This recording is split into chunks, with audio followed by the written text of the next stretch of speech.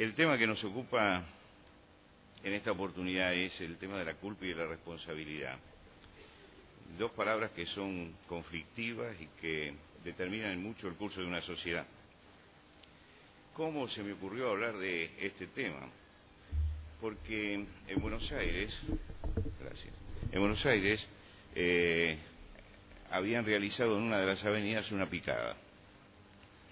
Y en esa picada arrollaron a una mujer y a una niña y las mataron. Y al otro día un periodista va y hace el reportaje al que había hecho la picada. Dice, dijo, se cruzaron y las maté, ¿no? Como diciendo, era inevitable. Y yo decía, pero este hombre no siente absolutamente ninguna culpa, por lo tanto, mañana va a salir a hacer la picada de vuelta. Porque en última instancia lo que está pasando es que no siente responsabilidad. Y yo creo que esa es una de las cosas que está pasando en nuestro país en general, ¿no? Que hay una degradación del tema de la culpa y que estamos llegando al momento en que no existe tampoco la responsabilidad. Hay una relación íntima entre culpa y responsabilidad. Y me puse a estudiar el tema comenzando desde lo que son nuestros orígenes, los griegos, ¿no es cierto? Desde allí, ellos fueron los primeros de los que tenemos noticias que tuvieron problema con la culpa. Tuvieron problema. Homero en la Ilíada cuenta la guerra de Troya. El troyano Paris rapta a Helena y los griegos, para salvar su honor, le declaran la guerra. Pero en la guerra de Troya pasa algo interesante. Agamenón, que era el que conducía el ejército griego, era el que mandaba y comandaba todas las tropas, tenía un guerrero insustituible como era Aquiles. Aquiles estaba bajo su mando, pero era muy superior en la guerra que Agamenón. Aquiles se enamoró de una de las esclavas, nos cuenta Homero, o eso que llamamos Homero en la Ilíada, y Agamenón, tratando de mostrar su poder, le arrebató la esclava y se la llevó él. Entonces Aquiles, como no podía reaccionar porque era su jefe, era su superior, lo que hace es recluirse en su tienda y no sale a luchar. Cuando no sale a luchar, los griegos empiezan a perder terreno y se dan cuenta de que van a perder la guerra por culpa de Aquiles, que está allí descansando en su tienda. Y entonces empiezan a presionar, es todo un drama político, empiezan a presionar a Agamenón para que lo saque.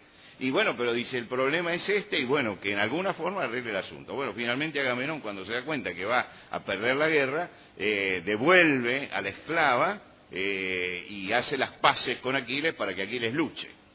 Pero tiene que explicarle al pueblo todo lo que pasó. Y cuando tiene que explicarle, la explicación es esta. Muchas veces, dice él, mi gente me increpó por lo que hice. Yo no soy culpable. Dice, el culpable es Zeus, el padre de los dioses, y la Parca y Erinia, que eran las diosas que dirigen el hilo de la vida. Dice, ¿qué podía hacer yo? La divinidad es la que dispone todo. Y esta es una de las formas de exculparse que tenían los griegos. Es decir, los griegos son los artífices de la exculpación. Ellos aprendieron que la culpa había que echarla afuera. Es decir, había que sacarla. Entonces se exculparon, culpa afuera. Y ustedes pueden leer toda la Odisea y se van a encontrar con muchas menciones, justamente, donde cuando alguien tiene que asumir culpa, siempre busca la forma de que un dios tenga la culpa, de que alguien lo inspirara, de que el daimon, de donde viene después nuestra palabra demonio, el daimon se le metiera adentro, ¿no? Y que no pudiera hacer nada. Lo que quiere decir que ellos no se sentían responsables frente a sus errores. Y como culpa y responsabilidad van unidas, lo que hacían ellos era eludir la responsabilidad. Ahora, creo que eso ha llegado hasta nuestro tiempo. Nosotros tenemos un desprestigio de la culpa. Cuando viene una persona, yo tengo consulta pastoral, mi trabajo es el trabajo pastoral, así que viene una persona y me consulta acerca de un problema y le digo, mire, las cosas que usted ha hecho mal son estas, estas y estas, porque para eso vino a consultar. La persona dice, ay, por favor, pastor, no me cargue de culpa. Y bueno, si no querés que te cargue de culpa, no vengas a hablar, porque no hay solución del problema si no admitís la responsabilidad que tenés. Pero es como si a la palabra culpa le tuviéramos terror. Y me llevó esto justamente a analizar el asunto de los griegos, porque si no queremos ser culpables de nada, no vamos a crecer como personas, no vamos a crecer espiritualmente, no vamos a madurar, porque si no hay culpa no hay responsabilidad. Y cuando hay responsabilidad hay cosas que hacemos correctamente y hay cosas que no hacemos correctamente porque no somos perfectos, y por lo tanto de las cosas que no hacemos correctamente tenemos que asumir que es por nuestra culpa, por nuestra falencia o por lo que sea, pero asumir la responsabilidad que tenemos. En definitiva, la culpa es el sentimiento de responsabilidad o de remordimiento que tenemos cuando ofendemos a alguien, cuando cometemos un crimen o cuando simplemente nos equivocamos. Y la culpa es un mecanismo importantísimo porque nos permite evaluar nuestra conducta. Cuando nos sentimos mal porque nos hemos equivocado, porque hemos actuado incorrectamente, ese sentimiento es lo que provoca la evaluación de la propia conducta. Y uno de los problemas es que no hay evaluación de la propia conducta, ¿no? Hay una defensa ciega de todo lo que hacemos, como si la sociedad estuviera compuesta por una cantidad de dioses que nunca se equivocan. Muy pocas veces escuchamos, por ejemplo, a un político decir, he cometido un error, me equivoqué, tengo que pedir disculpas. Acá nadie pide disculpas, todo lo que hacemos es todo perfecto, ¿no? Y se defienden a muerte cosas irracionales. Cuando uno dice, si esta persona pidiera disculpas, va a ganar mucho en la aceptación popular porque ha admitido un error. Yo admiro a la persona que públicamente puede decir, me equivoqué, porque creo que tiene una madurez que no tiene justamente el que defiende a ultranza aún sus propios errores. Quiere decir que la culpa nos permite evaluar nuestra conducta, rectificar la conducta y crecer espiritualmente y crecer emocionalmente. Y siempre la asunción de la culpa señala una madurez en nosotros. Los seres humanos somos seres libres y como seres libres podemos elegir entre el bien y el mal. Y a veces elegimos bien y a veces no elegimos bien. A veces tomamos caminos que son correctos y a veces tomamos caminos que no son correctos. Y ahí es cuando empieza a actuar la conciencia. La conciencia. Ahora, la culpa, sin embargo, puede llegar a ser destructiva, y este es el problema de Agamenón. ¿Por qué?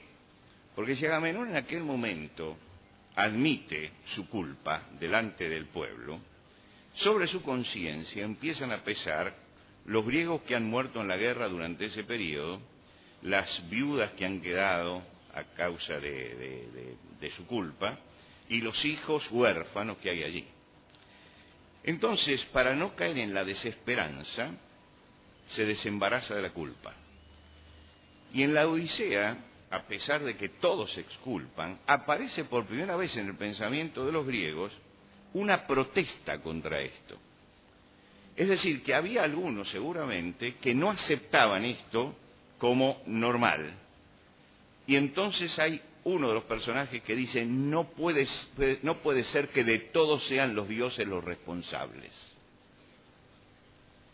Ahora, Rodolfo Mondolfo, que es un estudioso de los griegos, uno de los grandes estudiosos de los griegos, analiza esto y dice, hay un concepto que recibimos de los griegos que es el concepto de pecado. La palabra pecado en griego, amartía, significa errar el blanco.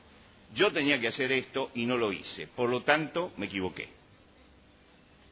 Mondolfo dice, ellos empezaron a despertar esta conciencia de que eran responsables de sus errores, pero rápidamente volvieron a pensar en términos fatalistas. Ahora, ¿cuál es la razón por la cual tenían un atisbo de solución al problema y sin embargo volvieron a los términos fatalistas y empezaron a hablar de los dioses nuevamente? Es interesante este movimiento histórico que hicieron los griegos cuando reaccionan diciendo somos responsables y culpables y después retroceden.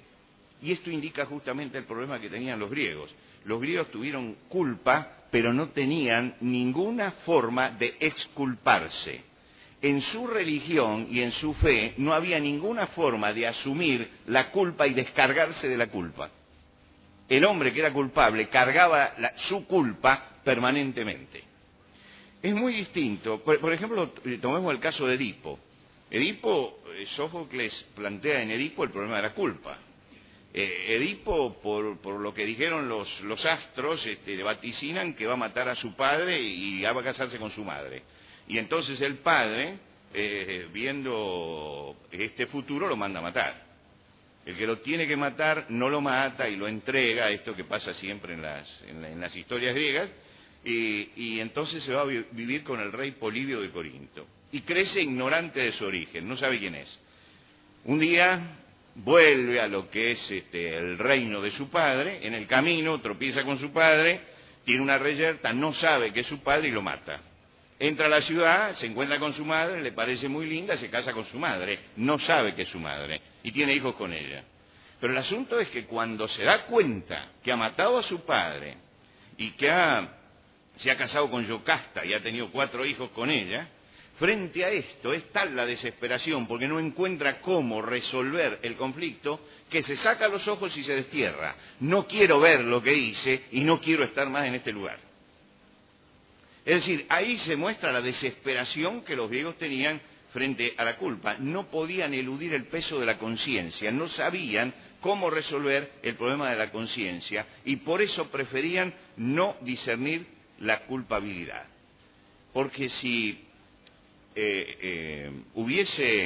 Edipo hubiese analizado esto, él podía tranquilamente explicar racionalmente que no era culpable porque desconocía la relación que los vinculaba con las dos personas.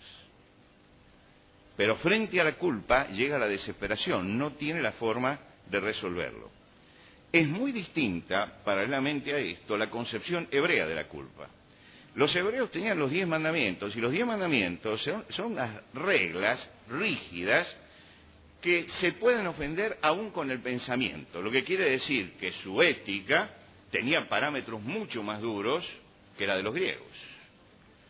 El 10º mandamiento dice, por ejemplo, no codiciarás. No hay legislación humana que pueda legislar sobre la codicia del prójimo.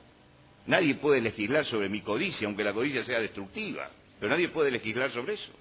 Pero el mandamiento decía no codiciarás, lo que quiere decir que era una ley rígida. ¿Por qué no llegaron a la neurosis de los griegos? Porque juntamente con la ley, ellos tenían un sistema de expiación. Es decir, tenían una forma de canalizar la culpa. Cuando alguien sentía culpa y sentía que había transgredido el mandamiento de Dios, entonces tomaba un cordero, iba al templo y lo ofrecía. Y cuando el cordero moría, él no podía mirar para otro lado, tenía que poner las manos arriba y ver, y entonces ese shock que recibía en contacto con la muerte lo hacía reflexionar sobre su propia culpa. Y esto hacía que la persona saliera exculpada a través de un acto que en ese momento era simbólico. Pero simbólicamente ese hombre estaba llegando al lugar, estaba admitiendo su culpa y estaba buscando un camino de expiación. Esto pasa al cristianismo, pasa a la fe cristiana. Y pasa a la fe cristiana ¿por qué? Porque en el cristianismo los hombres son responsables y pueden actuar correctamente o incorrectamente dentro de la ley, pero hay siempre un camino de retorno. Es decir, la admisión de la falta, la confesión en sus diferentes formas, siempre ha sido el camino donde yo valoro lo que yo soy. Vuelvo a valorar lo que yo soy y vuelvo a la condición humana. Vuelvo a admitirme como ser humano. Durante el siglo XVIII se cambió el concepto antropológico. El concepto antropológico que recibimos del cristianismo empieza a variar en el siglo XVIII. Hobbes habla del hombre en Leviatán, o habla del hombre como lobo del hombre, y entonces él dice, el hombre es capaz de hacer el mal y necesita un estado Leviatán que lo contenga. Es decir, es un fascismo total el que tenía, ¿no? Un estado que lo controle en todo sentido para evitar que el mal se desparrame. Lo que quiere decir que él no habla de la responsabilidad personal, sino de la responsabilidad social. Hay que parar el mal a través del Estado. Rousseau, por el contrario, dijo que el hombre era bueno e inocente por naturaleza y que la culpa la tenía toda la sociedad. Es decir, que la culpa era un asunto social. que el hombre nacía como buen salvaje, nacía feliz, pero cuando entraba a socializarse, entonces con el ansia de riqueza surgía la injusticia. El pensamiento de Rousseau es un pensamiento contradictorio, porque si todos nosotros nacemos como seres felices, ¿qué pasa? Que cuando nos juntamos somos todos infelices, ¿no? Que si todos nacemos como personas buenas, ¿qué pasa? Que cuando se juntan todos los buenos sale un mundo malo, ¿no? Yo creo que hay un error conceptual, y alguna vez tal vez tendríamos que dar una conferencia sobre la vida de Rousseau, para ver lo que significa en un intelectual, cómo las ideas van por un lado y la vida va por el otro, ¿eh? Es decir, uno de los personajes más contradictorios de la historia fue Rousseau. Pero es en el siglo XX cuando Lenin, siguiendo a Marx, toma el falso principio de que el mal reside absolutamente en la sociedad. Es decir, en las clases sociales, en los medios de producción, no en la persona ni en la conciencia. Lo que quiere decir que comienza allí una degradación de la responsabilidad personal. Quitó el valor a la conciencia, quitó el valor a la culpa y quitó el valor a la responsabilidad para cargarlo todo sobre la sociedad. Y hoy pasa, frente a todo esto, y esto es algo que todos lo vemos a diario, que hay por lo menos 3 formas de sacarse la culpa de encima que tiene el hombre moderno. En primer lugar, los que participan de formas rudimentarias religiosas, y hay formas rudimentarias religiosas dentro del cristianismo también, usted escucha que le dicen, la culpa la tiene el demonio que me tentó. Entonces, se exculpan teológicamente. La culpa está allí, la tiene el demonio que me tentó. Yo entré un día en la cárcel de Casero, y me encuentro allí con un preso que me dice, yo soy cristiano, es un ladrón, ¿no? Mire dónde me trajo el demonio, ¿no? Acá no te trajo el demonio, acá te trajeron tus actos. Pero lo más gracioso me pasó un día que estaba ante un caso de adulterio. El esposo había sido infiel a la esposa lo descubre, lo trae para que yo en alguna forma converse con él y hable, y él me dice, yo no lo conocía, no pertenecía a nuestra comunidad, ¿no? Venía desde afuera, se ve que me eligieron, no sé por qué, pero lo trajeron a ver si podía conversar conmigo. Entonces yo le doy una entrevista y este señor se sienta adelante y dice, mire pastor, yo tengo un problema, yo tengo un demonio de adulterio. Dije, fenómeno. Es decir, son todas formas de exculparse, de tirar la culpa afuera. Y entonces están siguiendo una forma rudimentaria religiosa y tiran la culpa para afuera. ¿No es cierto? Va para ese lado. Por otro lado aparece el fatalismo, por ejemplo, de los astros. La culpa la tienen los astros. Está ya determinado esto así, ¿no? En la carta astral ya salía esto, ¿no? Es decir, es otra forma de fatalismo. No, lo que pasa es que ese día me pasó lo que me pasó porque Marte estaba en tal lugar, ¿no? Y entonces ya no tengo culpa personal, un poco los astros me están mandando. Y por otro lado también en toda la sociedad. Nos descargamos en toda la sociedad. Es cuando usamos esa frase nefasta de, bueno, en esto todos somos culpables. Y yo digo, no, mire, yo no asumo culpas generales. No asumo culpas generales. Dígame cuál es mi culpa en todo esto. Porque de repente me dicen 30.000 desaparecidos, todos somos culpables. No, escúcheme, yo no salía a matar a nadie, ¿eh? Yo lo que estoy sembrando es otra cosa. Entonces no admito culpas generales. Que me digan cuál es mi parte de culpa. Yo estoy dispuesto a asumir la parte de culpa que tengo en los desastres sociales. Pero no hablemos de culpas generales. Porque cuando empezamos a decir, porque todos tenemos la culpa, lo que estamos diciendo realmente, nadie tiene la culpa. En el fondo, cuando diluimos la culpa en todos, entonces nadie tiene la culpa. Y este es uno de los problemas que nosotros estamos teniendo en este momento, que si sacamos la culpa afuera, volvemos al pensamiento griego primitivo, nos desprendemos del concepto de expiación de la culpa, de resolución de la culpa, que recibimos de los hebreos y que confirmó la fe cristiana, nos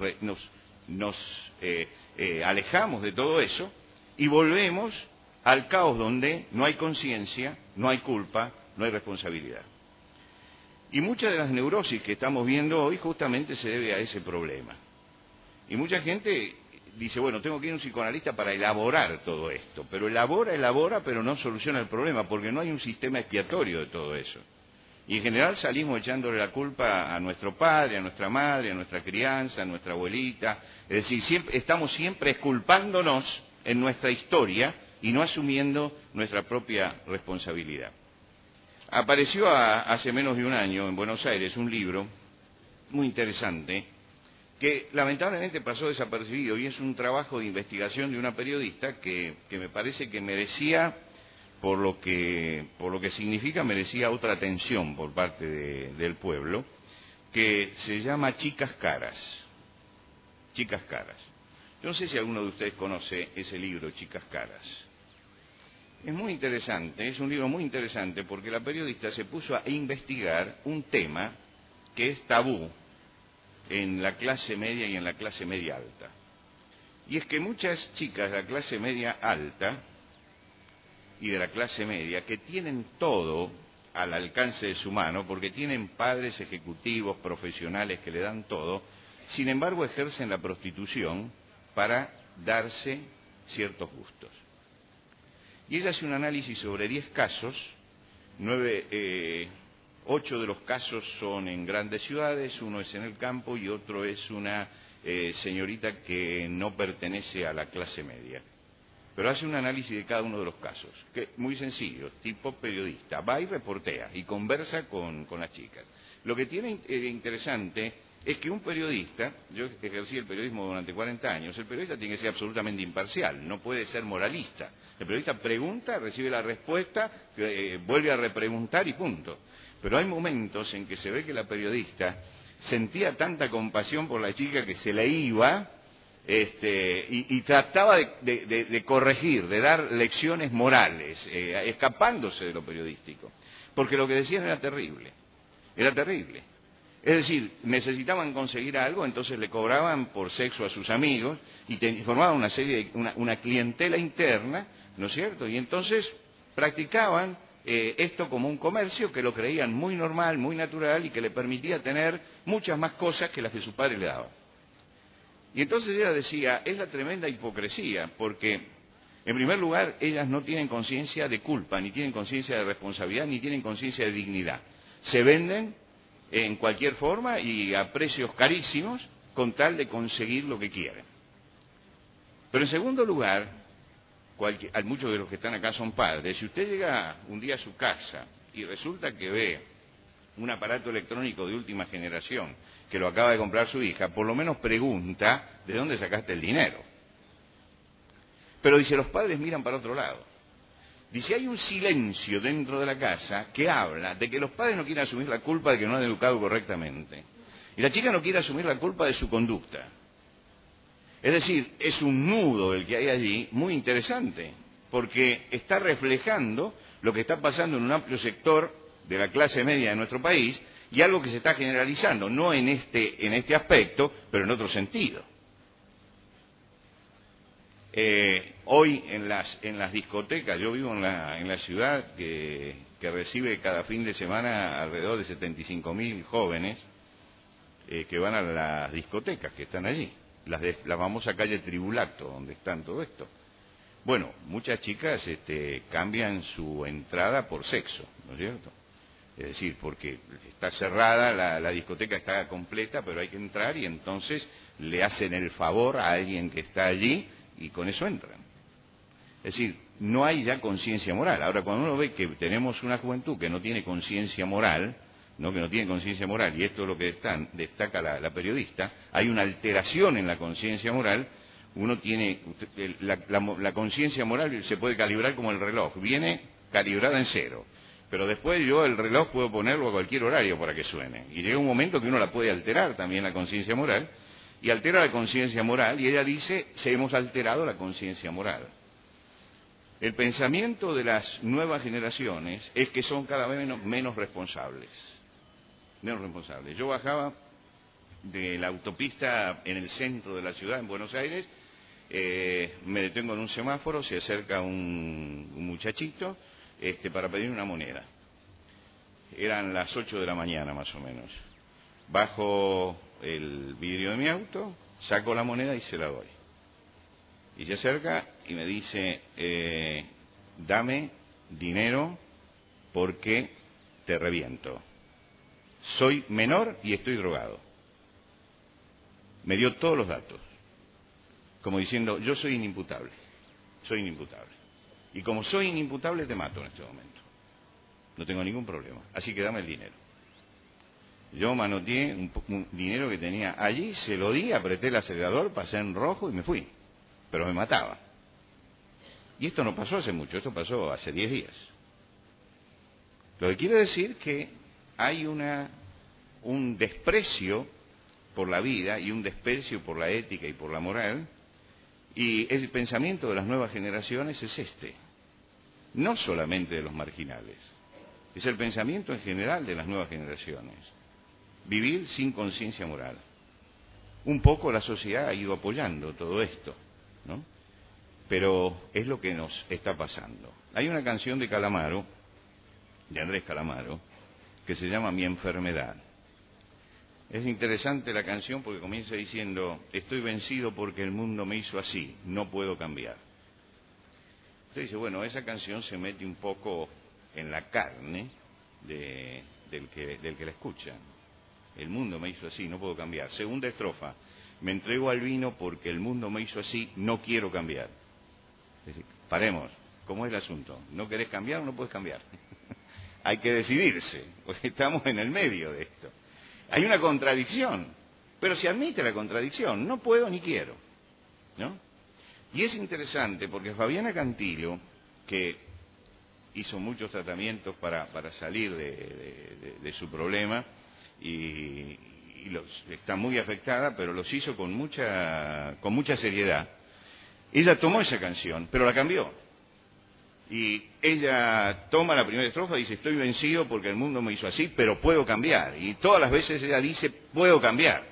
Y yo tengo esa grabación que después no repitió, pero ella decía, puedo cambiar. Y usted se da cuenta que ella estaba bajo tratamiento en ese momento. Pero estaba realmente haciendo el esfuerzo de decir, no puedo cambiar, porque soy un ser humano y como ser humano no puedo caer en la contradicción. Yo puedo cambiar si quiero cambiar. Es un asunto también que pasa por mi voluntad. Cuando San Pablo escribe su famosa carta a los romanos, él dice, así que queriendo yo hacer el bien, hallo esta ley, que el mal está en mí. Y yo creo que nadie definió tan bien la contradicción del corazón humano como esta frase. Es decir, que todos nosotros queremos hacer el bien, queremos un mundo mejor. En última instancia, si yo hago un reportaje hoy uno por uno, todos somos buenos y todos estamos aportando lo mejor y los malos siempre son los otros, ¿no? Es lo que me pasa cuando voy a los entierros en el cementerio y aparecen los discursos. Y usted dice, siempre todos los discursos hablan de la nobleza del que se murió. Y usted dice, ¿dónde se mueren los desgraciados acá? ¿No? Porque todos son buenos los que se mueren. No puede ser. Tenemos ese defecto como país de que la muerte, Nalé Rox lo decía, ya vendrá la muerte que todo lo ennoblece, ¿no? Que siempre todos los que se mueren son buenos y nobles y se trunca una maravilla. Y usted dice, ¿de dónde sale el mal en este mundo si todos los que son buenos están en todas partes, ¿no? Entonces, yo creo que acá San Pablo está diciendo algo bien interesante, está diciendo nosotros tenemos el mal adentro. Es decir, yo tengo la capacidad de hacer el mal también, y no solamente tengo la capacidad, sino que lo hago. Y tengo que admitir de que muchas veces en la vida, y a pesar de los años y de la experiencia, uno hace cosas de las que tiene que arrepentirse. Uno es culpable.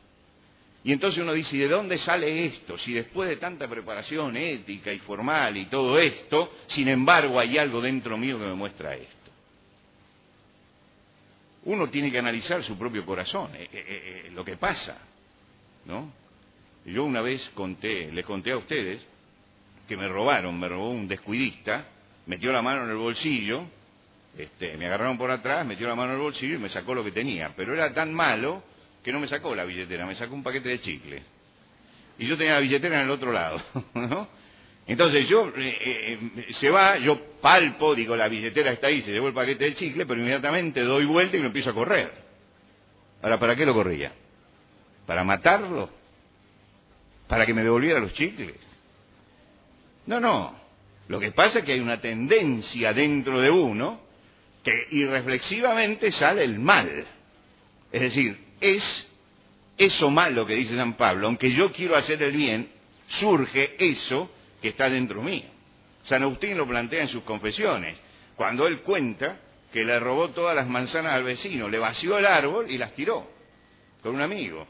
Y entonces él empieza a reflexionar y dice, no la comimos, por lo tanto no era por hambre, no las vendimos, por lo tanto no sacamos ninguna ganancia. ¿Por qué lo hicimos? Por el mal.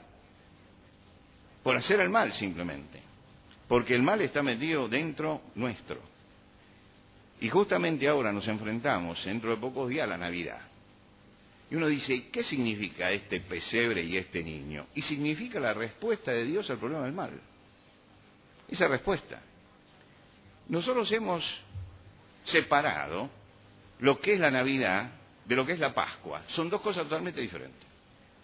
Y resulta que entre Navidad y Pascua hay una continuidad, es la misma historia. La que empieza en la Navidad es la que culmina en la Pascua. Y si no entendemos la totalidad de la historia, no entendemos el mensaje cristiano. En primer lugar, porque tiene un contenido simbólico. Siendo real, tiene un contenido simbólico. ¿Por qué nace en un pesebre? Que es un lugar sucio, ¿no es cierto? Que es un lugar contaminado. ¿Por qué nace allí? ¿Por qué justamente en ese lugar? Y ahí yo digo, acá hay un tremendo contenido simbólico, ¿no? Es Dios acercándose a los hombres y entrando en la mugre. Porque esta es la realidad de nuestra sociedad. Una realidad que no queremos admitir. Pero es la realidad. Se mete allí. Pero se mete... Una vez me dijo alguien, hay muchas formas de bajar a la cloaca. Dijo, uno puede bajar como baja Discépolo, para denunciarla. El mundo fue y será una porquería, ya lo sé. Él dice, baja y la denuncia. Es una forma. Dice, puede bajar como Jesucristo, para limpiarla. Y justamente una de las cosas que hace es justamente darnos una respuesta para limpiar el tema de la culpa, para limpiar la vida, para devolvernos a la condición humana. Yo soy extremadamente racionalista, pero Cristo, mi llegada a Jesucristo, me devolvió la condición humana. Porque a través del racionalismo uno se transforma en un monstruo pensante y pierde la condición humana. Entender lo que significa la muerte y la resurrección de Cristo en relación a lo que es el hombre, la respuesta a su culpa y la respuesta a su pecado, nos devuelve a la condición humana, porque entonces somos hombres. Seguimos pensando, pero ya sabiendo dónde estamos parados, sabiendo cuál es nuestra condición. Y es interesante que haya sucedido así, que Cristo haya muerto, como dice el credo antiguo, por nuestros pecados, ¿no es cierto? Que se haya entregado por esto, porque ese es el sistema expiatorio que tenemos. Y cuando entendemos ese sistema expiatorio, entonces encontramos que la culpa puede admitirse porque no es como los griegos, que no lo tenían. Yo tengo una respuesta, y hay una respuesta, y eso me permite el crecimiento, eso me permite la madurez espiritual, eso me permite entenderme como soy. Termino con una historia, me pasé el tiempo, pero no importa. Es interesante el tema, entonces aguante un poco. Termino con un cuento. Un dibujante, ¿vio de los que hacen retratos rápidos en las plazas?